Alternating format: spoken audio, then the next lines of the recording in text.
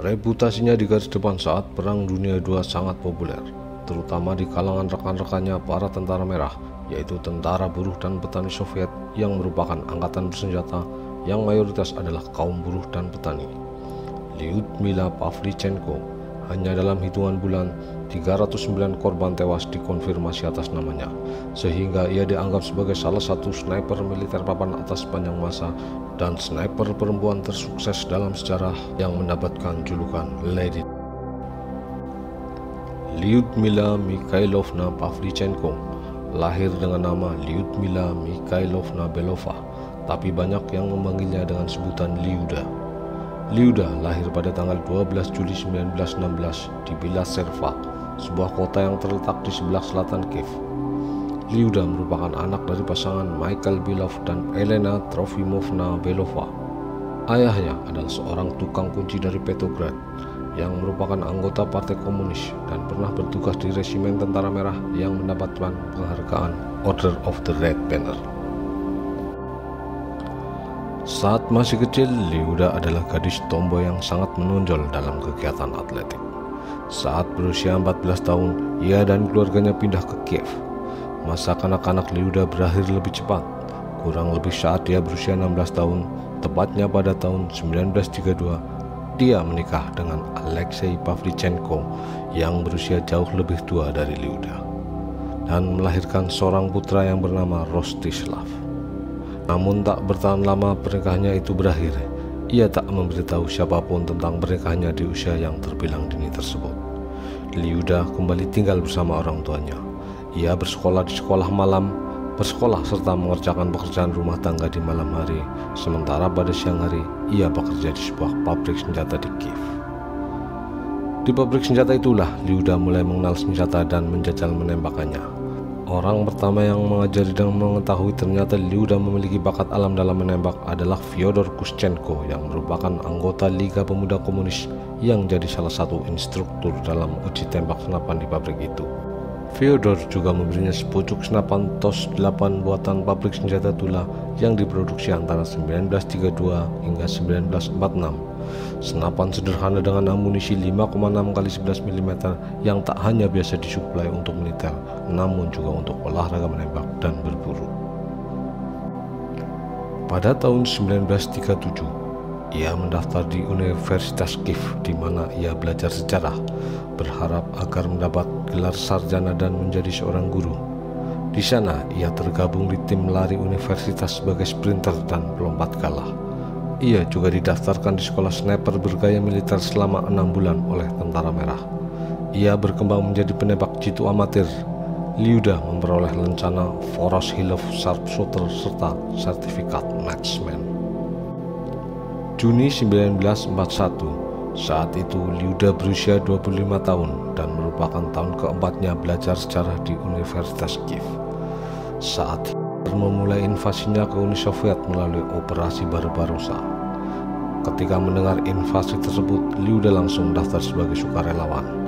Lyuda merupakan gelombang pertama sukarelawan di kantor perekrutan Odessa, di mana dia meminta untuk bergabung dengan infanteri. Panitera mendesak Lyuda untuk menjadi perawat, tetapi dia menolak. Setelah melihat bahwa dia telah menyelesaikan beberapa kursus pelatihan, akhirnya ia diterima di tentara sebagai sniper dan ditugaskan di divisi senapan ke-25 Tentara Merah. Sebagai catatan, dia menjadi salah satu dari 2.000 sniper wanita di Tentara Merah, di antaranya sekitar 500 yang selamat dalam peperangan. Pada awalnya ia ditugaskan untuk menggali parit di rute komunikasi. Karena minimnya pasokan senjata, dia hanya dipersenjatai dengan 1 butir granat RGD-33. Juli 1941, seorang kawannya terkena pecahan peluru dan terluka terlalu parah untuk menggunakan senjata, sehingga ia menyerahkan senapan bolt action machine gun model 1891 miliknya. 8 Agustus 1941, inilah momen pembaptisan bagi dirinya. Lyuda mengawali debutnya sebagai sniper masa perang ketika dia menembak 3 orang pasukan Rumania yang merupakan sekutu dari jarak kurang lebih 400 meter. Namun 3 target dalam pembaptisan tersebut tidak masuk ke dalam catatan karena terhitung sebagai tembakan percobaan. Kurang lebih 2,5 bulan Liuda bertarung selama pengepungan Odessa dan tercatat telah menewaskan 187 tentara musuh dan dipromosikan menjadi sersan senior. Namun di sisi lain, pasangannya Alexei Kitsenko terluka parah oleh peluru mortir dan meninggal karena luka-lukanya beberapa hari kemudian di rumah sakit.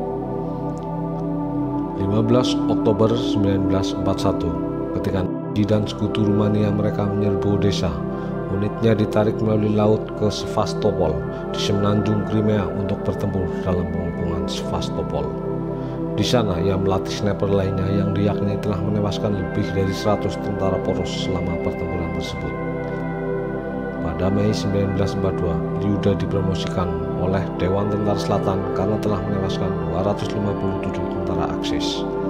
Jumlah tentara yang diyakini telah ditewaskan oleh Liuda selama Perang Dunia adalah 309 dan 36 diantaranya merupakan sniper Aksis. Juni 1942, Liuda terkena pecahan peluru mortir di wajahnya, lalu ia dievakuasi dari Sevastopol melalui kapal selam. Dia menghabiskan sekitar 1 bulan di rumah sakit.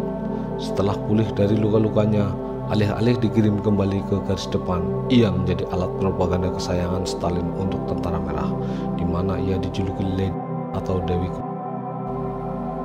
November 1942, Liuda dikirim ke Kanada dan Amerika Serikat untuk kunjungan publisitas sebagai upaya dari Uni Soviet untuk meyakinkan sekutu lain dalam Perang Dunia II untuk membuka front kedua melawan Jerman agar perang Eropa tak hanya ditanggung Soviet.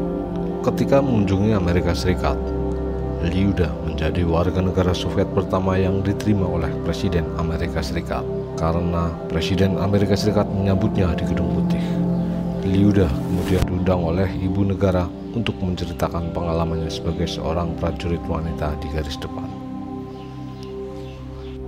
Sekembalinya ke Soviet, Liuda dipromosikan dengan pangkat mayor. Ia tidak pernah kembali ke medan tempur. Dia hanya menjadi instruktur dan pelatih sniper hingga akhir perang. Ketika perang berakhir, Liuda menyelesaikan pendidikan di Universitas Kiev hingga 1953 dan memulai karir sebagai sejarawan. Ia menjadi asisten peneliti di Markas Besar Angkatan Laut Soviet. Kemudian ia aktif di Komite Veteran Perang Soviet. Sebagai perempuan, Liuda selalu berusaha menjadi ibu yang baik untuk anaknya Rostislav. Ia amat bangga ketika anak sematawayangnya itu mengikuti jejaknya menjadi perwira.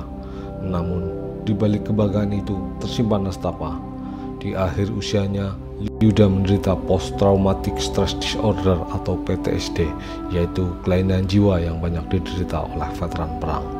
Akibatnya, Liuda menjadi alkoholik hingga tutup usia karena stroke pada 10 Oktober 1974.